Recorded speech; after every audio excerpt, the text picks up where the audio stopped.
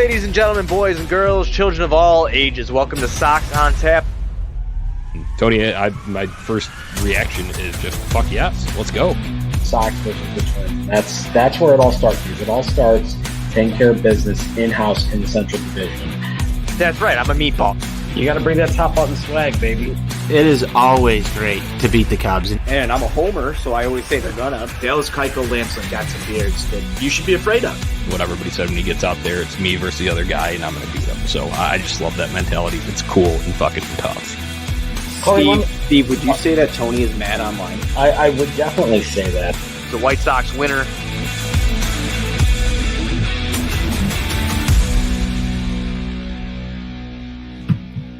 Hello, White Sox fans. Welcome in. It is the Sox on Tap postgame show. I am Jonnie. I am back from the sticks here to discuss White Sox winner with my guy, Tony on Tap. Tony, how are you doing, my man? Some victory beers flowing?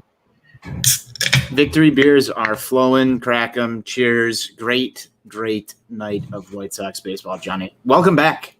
Yes, it is good to be back. A little disconnected up there in the sticks of Wisconsin. But, hey, good to be back. And first show back is a win. So that's good luck. Let's keep that rolling throughout this week, man. White Sox needed this one, Tony. Coming into today's game, obviously you drop the series opener in Minnesota, and then you get some terrible news today with the Yasmani Grandal's injury out 4 to 6 weeks. So this felt like a game they absolutely needed, and they were able to get the job done. Yes, they were, Jonnie. This was, Ron's impressed you're still alive. They absolutely did need this one. It was a rough 4th of July weekend, as Buzz and I talked about last night on the show. But I think that this is just what the doctor ordered. After some rough news, after a tough 24 hours recovering after that loss yesterday, this was a great ball game. Yeah. Tony, looking at this one, it was kind of weird conditions coming in because we didn't know if we were going to get it in. Rain was in the area throughout the whole night. You saw it coming down at various points and heavier even later in the game. So we'll get to how that affected this game. But, hey, with the White Sox coming away with the winner, that's all that matters here. We had some opportunistic and some ballsy performances tonight. I can't wait to discuss these with you. Let's get right into it, man. I'm excited. Yeah, let's talk Carlos Rodon. He was taking the mound tonight. He ended up going 6 innings. He was really solid, got himself out of some big spots. We'll kind of get to some of these funks that he was in and was able to work himself out of in this one. But 8 strikeouts, only 1 earned run. And I put in my notes here, brass balls, massive nutsack, meat on the table, whatever you want to say, Carlos Rodon had tonight. He absolutely did, Jonnie. And, he's been arguably the ace of this staff outside of Lance Lynn. We can debate that one back and forth. I know we're both big Fear the Beard guys, Lance Lynn guys, and Lance Lynn looks like he's at home with the White Sox, but so does Carlos Rodon. And just what's impressed me is the added velocity as this guy just continues to work in each and every one of his starts. Tonight was no different. Just absolute domination from him in certain spots that are tough spots to get out of if you're a pitcher, especially late in the ball game. This is everything you want from your ace. I said this back a few years ago. You need that guy who's going to stop your losing streaks. Carlos Rodon did exactly that today. Just impressive shit. It's fucking believable, as I tweeted out earlier, how well this season has been for Carlos Rodon, how well he's pitched. Yeah, definitely. Just a few of the situations that Carlos Rodon had to work out of tonight. Bottom of the second, there's a 1-out single by Jeffers, and then Kepler doubled, and Sano grounded up, but you had guys at second and third there in that situation, and he was able to induce a line out to end that threat in the bottom of the second. Bottom of the fifth, there's a leadoff single here by Sano, induces a double play, which is nice to see, kind of takes some pitches off of the arm, so he was able to go and finish what I'm about to talk about here in the bottom of the 7th, and this was the biggest spot by far, Tony, so we need to highlight it, and that was his last inning here. That was in the 6th inning, and that is with the big K to finish off Kepler. Man, how huge was that, and especially the celebration that he had after. Very Lance Lynn-esque, if you ask me. It was Lance Lynn. That's the first thing that I thought of when I see him strutting off the mound there. But I just think, Max Kepler, White Sox killer. There's not a worse guy that you want that for White Sox fans to see in the box in that situation. And for Carlos Rodon, I think, maybe it means more to me as a Max Kepler hater.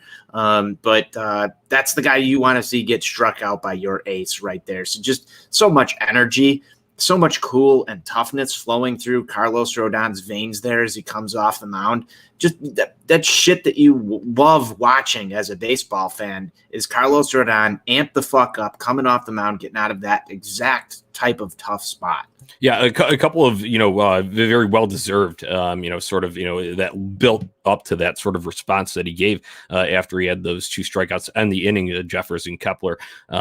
First of all, there was some errors in that inning. I guess they ruled a single, but still, guys just lost the ball. Both Goodwin and Eaton couldn't find it. Garcia was the only one that had a read on it, couldn't get to it. That ball ends up falling in. Kirilloff, he does get one home after that, and then Carlos Rodon just says, screw this, I'm going to gas it up, gets it up to 100 miles per hour like we've seen him do near the end of his outings, and Ethan Katz probably went out and told him that was the end. So it was just great to see him really focus that energy and get the job done, because the White Sox needed it in a big way, especially with how depleted this lineup is. So speaking of that depleted lineup, Tony, they were able to get it done in small spurts at first, and then eventually a little bit more insurance coming later in the game. But let's talk scoring plays from the top of the second. White Sox capitalizing on errors by the Twins and maybe some lost command in that rain by Barrios, because overall, I will say, Barrios was pretty damn good tonight. The stuff was moving very well, but you did see him slip a little bit, walking Goodwin, walking Garcia to start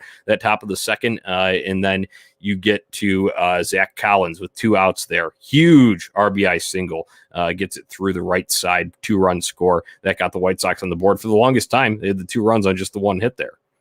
Yeah, and you know what? Zach Collins comes through in kind of the same next man up fashion that we've seen from this White Sox team all year long. And I know that Zach Collins has been a part of the lineup more than, Jonnie, I think you and I really want Zach Collins to be. I think that, we're both firmly in the Yasmani Grandal camp. No option to go to Yasmani Grandal now. We'll talk a little bit about that towards the tail end of the show. But, man, Zach Collins just getting on Jose Barrios there with first base open and Danny Mendick behind him in the lineup. I think that Steve Stone kind of mentioned this 4 or 5 times during the broadcast. Like, should you have pitched to Zach Collins there?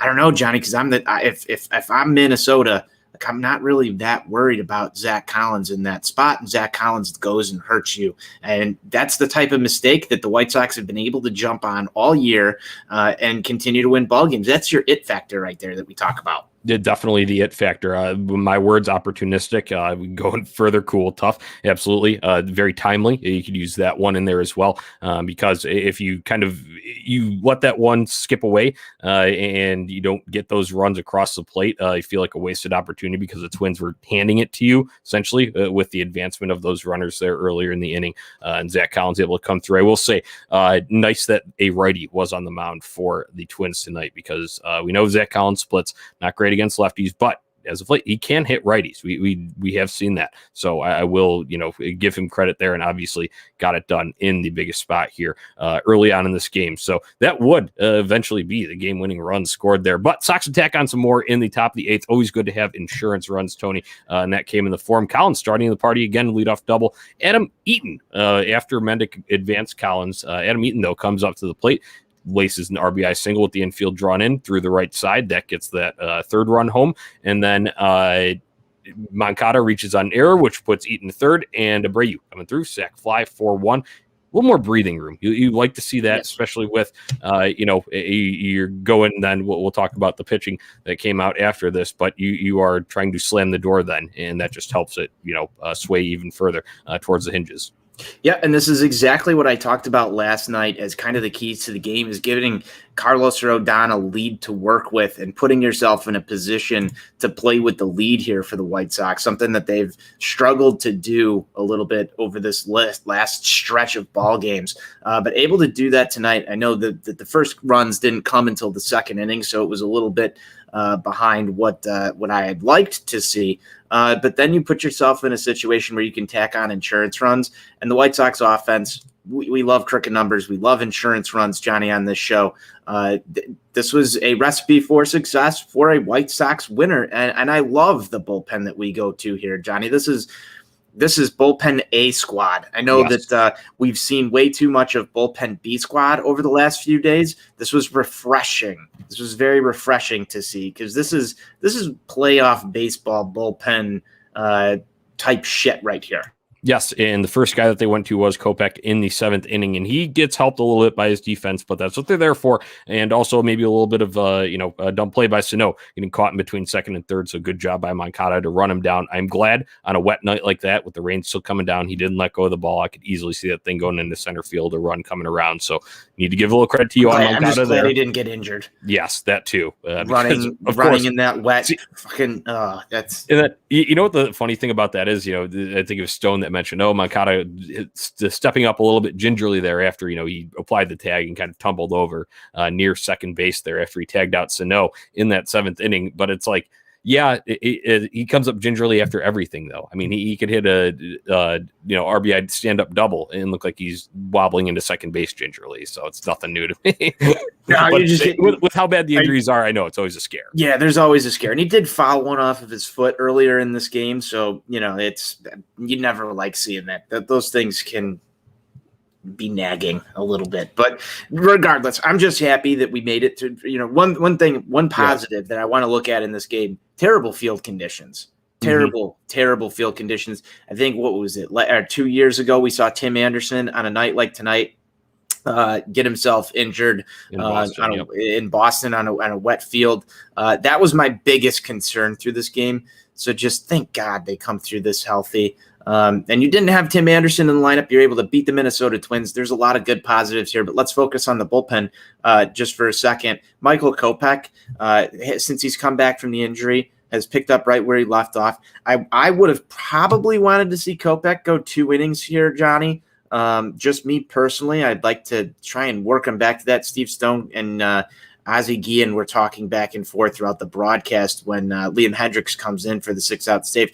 I don't really care how you get that done, but just I want to see Kopech go multiple innings again, because we haven't seen that since he's come back, it feels like. Fair point. I see your point there, but I'll take the opposite opinion. I was glad they went to Hendricks when they did. First of all, we have not seen Tony La Russa do this too much so far. He has not gone for the extended save, but tonight I think it warranted, just given the short amount of time Kopech has been back from the injured list. Maybe you don't want to push him that hard, that fast, especially in the conditions. The conditions are going to be the second point I mentioned there, and then the third one being the highest leverage outs coming up there, and the toughest part of the order for the Minnesota Twins. And Liam Hendricks strikes out the side in the 8th. Yep. So I think that absolutely, there's no questioning the move or anything here. I'm just saying, I don't know. I probably would have done it just a little bit differently, but that's again why I'm not a Major League Baseball manager. So but there you have it. And the thing that I want to is you will probably see a situation where when he's a little bit more comfortable, Michael Kopech does get the opportunity to do that. But I think it played well just situationally tonight to go to Liam Hendricks for this spot. And he's got a little extra juice in him against the Twins, because you saw his comments on the pregame show about him,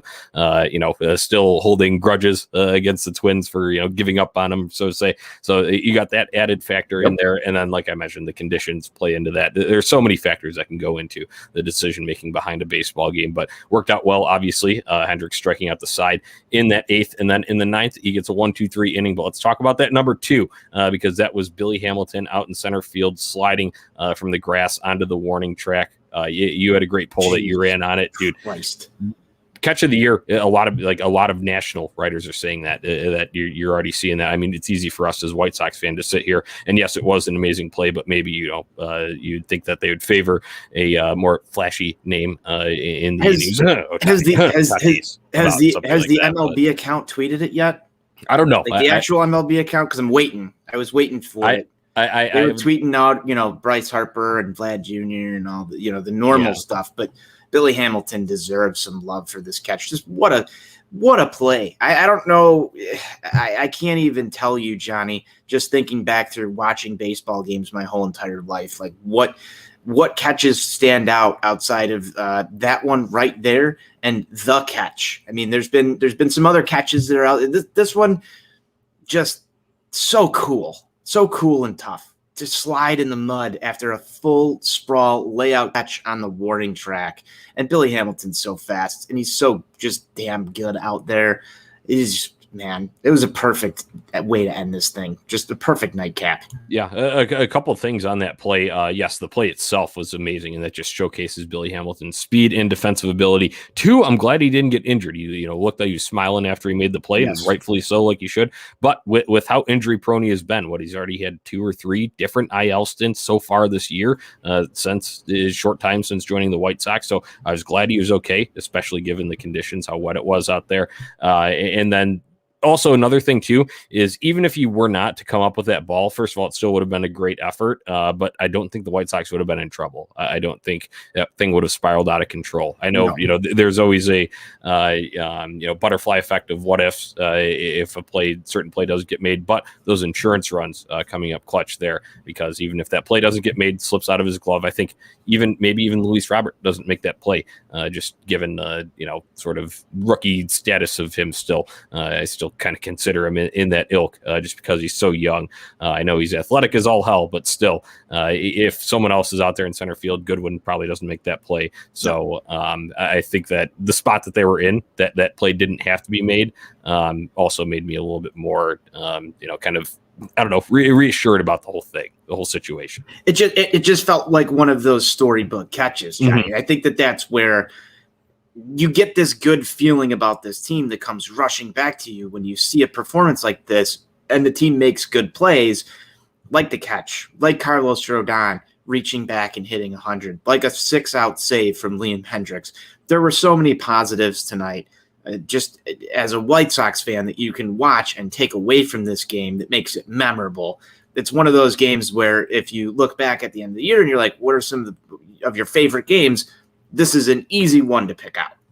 Yes, especially for all those factors that you just mentioned, and then the timing of it too, because White Sox are reeling a little bit. Obviously, it's not the worst thing in the world, that we've seen them go on a couple skids as of late, just due to some of the injuries that they've had. But that's a crushing blow. Yasmani Grandal was finally starting to get hot. He's one of my favorite players on the damn team. He goes out. That's a lot of production that you're losing there. See them be able to string together full, complete team performance, and the play was not sloppy, even though the conditions were, Tony. I think that's where I'll leave it. That is an absolutely great way to put it, Johnny. Conditions weren't great. Great plays all around for this ball club. But I want to get into the Yasmani Grandal injury because we did get some unfortunate news before the baseball game, Johnny, and this is a tough pill to swallow. Yeah, so it is a torn tendon in his left knee, obviously on the kind of check swing that he had on Monday night in Minnesota. Looked awkward. Looked like he was in a hell of a lot of pain when he went down. They confirmed it was a torn tendon in the left knee. Technically on the 10-day IL for now, but that's just a designation they even included in there. Timeline is 4 to 6 weeks. So I guess the big question here is none of us know is how severe is the tear. If it's minor, then hopefully that timeline can hold up and you're getting him back in that. I would put it more towards the tail end of that. But if it's something major, even, a bigger tear, we could have seen the last of Yaz already this year. I hate to say it, but that's worst case scenario here. Yeah, I did. The first thing I saw before the tweet came out that said 4 to 6 weeks expectation, I immediately went to where I go for all medical questions, google.com. That is, the best doctor out there, Google. Dr. Google told me that that thing can take 6 months to a year to fully feel better, depending on if surgery is involved, all that good stuff. I did not like what Dr. Google had to say. I liked what White Sox Twitter account had to say, 4 to 6 weeks. So let's hope and pray that that's the case. But it was just kind of interesting to me that Rick Hahn didn't speak this afternoon, and that they left Tony La Russa out there to talk about this one. Rick's probably pretty sick of talking about injuries at this point in time. It makes me wonder, though, if this is more or less something that the White Sox are trying to keep kind of under wraps because maybe they don't even know the full story or scope yet of what this injury is. They're giving you the best case scenario, trying to keep the positive juju that Buzz likes to talk about out there. Because if you come out here today and say this is a season ender, after you've already had to announce the Nick Madrigal season ender, after you've already had to go through all of the other nagging injuries that we've seen, and we're not even talking about Luis Robert or Eloy Jimenez yet, there's just it seems like every time they're talking, it's never positive news. So it makes me wonder as a fan if we're getting the full story or if it really is just that minor. I would have liked a little bit more answers here to this one because it's concerning. Yasmani Grandal is a major piece to this.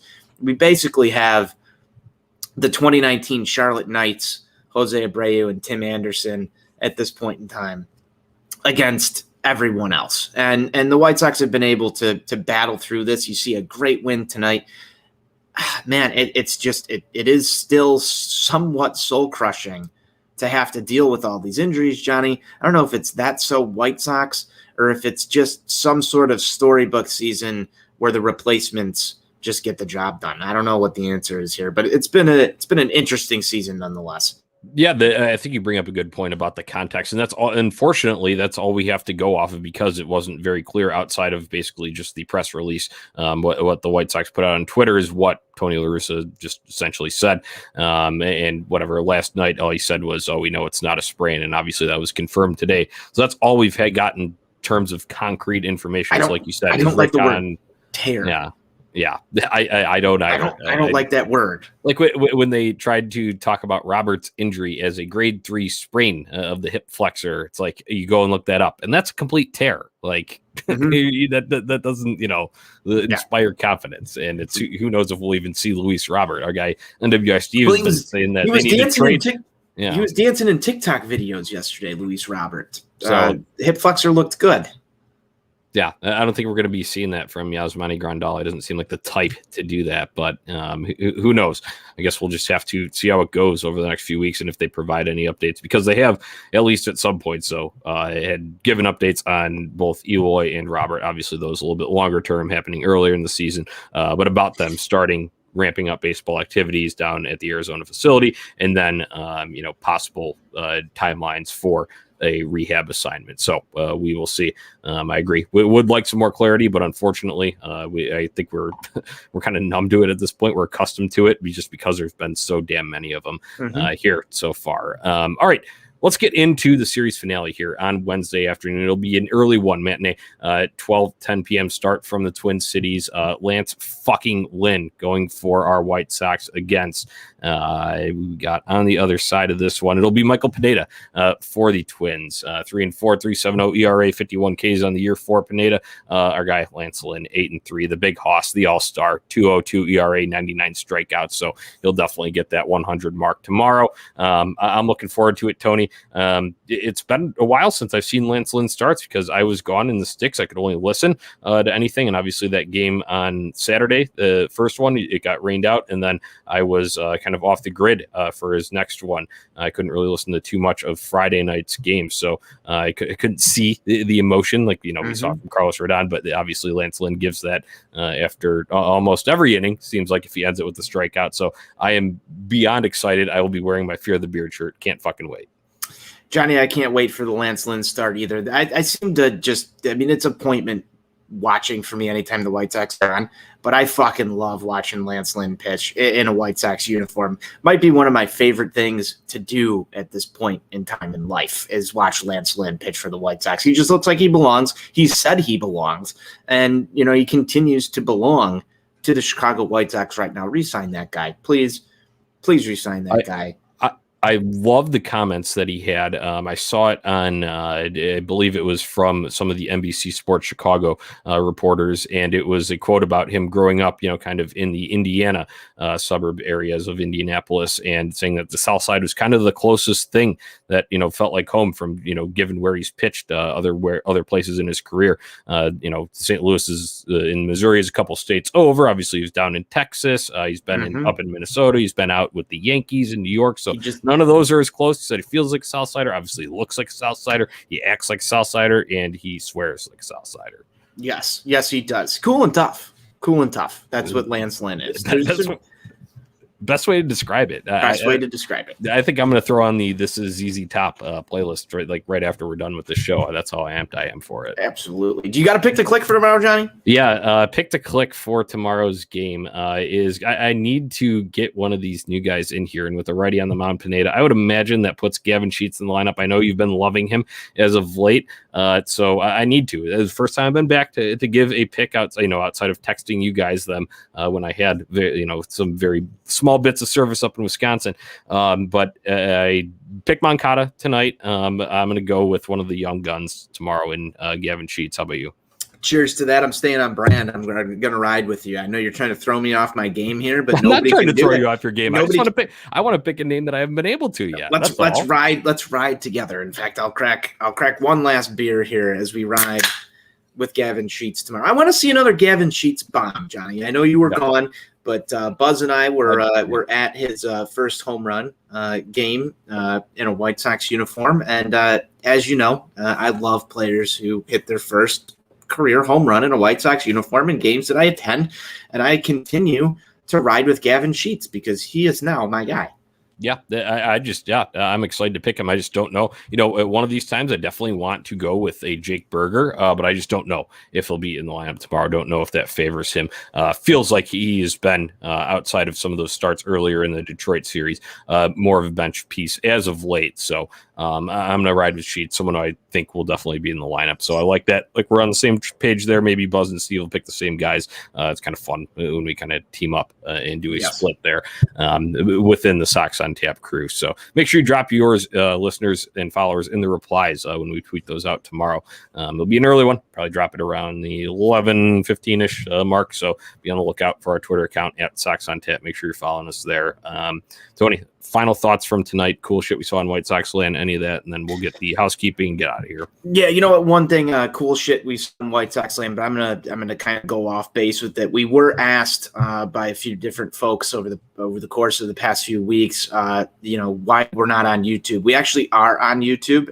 It's on Tap Sportsnet on YouTube. You can also get this show in video form on YouTube as well. So go. Be sure you're checking out On Tap Sportsnet on YouTube, Johnny. We can get you up on the big screen if you got a smart TV. So go do that. I know I did reply to a tweet while you were gone last week. Somebody who was asking.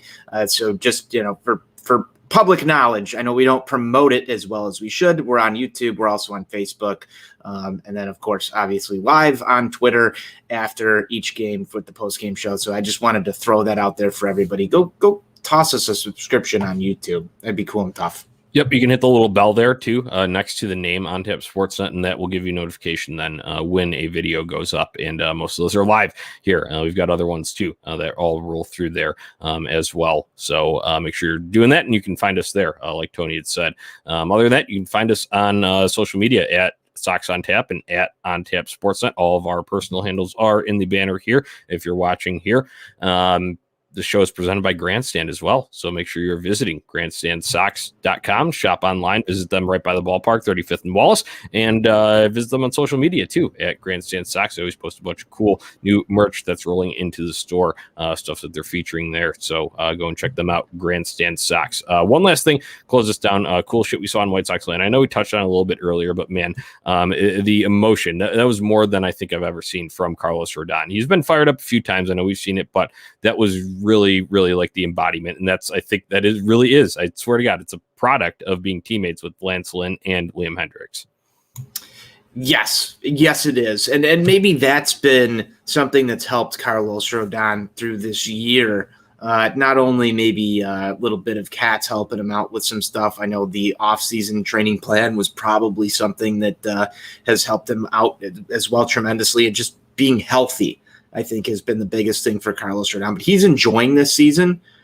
That emotion, though, that you see out of him when he was – and this isn't the first time either that you've seen the emotion from him. But it's not only just the emotion, it's the ability to just continue, like I said earlier, to add velocity as the game goes on. He is just absolutely feeling it out there on the mound right now, Johnny. I fucking love it. I absolutely love it. The coolest thing about it, obviously you have to do something before you can do that. I mean, you're not doing that after you give up a hit or something, or maybe if a guy hits a scorching line drive, you're more kind of, tipping your cap to the fielder, then make a play on it. So you have to do something there. And how he's been able to do that is, like you'd said, having enough in the tank. It's not like he's lollipopping them in or taking things off early on, but he knows how to conserve, and then he knows when to let it loose. And I think it's good communication, part of Katz being in that mix as well. So, he goes out to the mound visit earlier in that 6th inning, lets him know, hey, this is going to be your last. So, give it all you got. And obviously we saw it with the last 2 strikeouts in the 6th inning. So, brass balls, huge nutsack, meat on the table. Carlos Rodon, love it tonight. Sox win 4-1. Finale tomorrow. Let's take the series because it's a rubber match in this one. So that's all I've got, Tony. That's all I've got too, Johnny. It's awesome having you back on the microphone. Hope you enjoyed your vacation, but it's time for more White Sox baseball. That pod guy Duke, he was on the show over the past weekend. There's the meat right there. Love it. Cheers, Duke. Cheers to everybody who tuned into this, and White Sox forever. White Sox forever.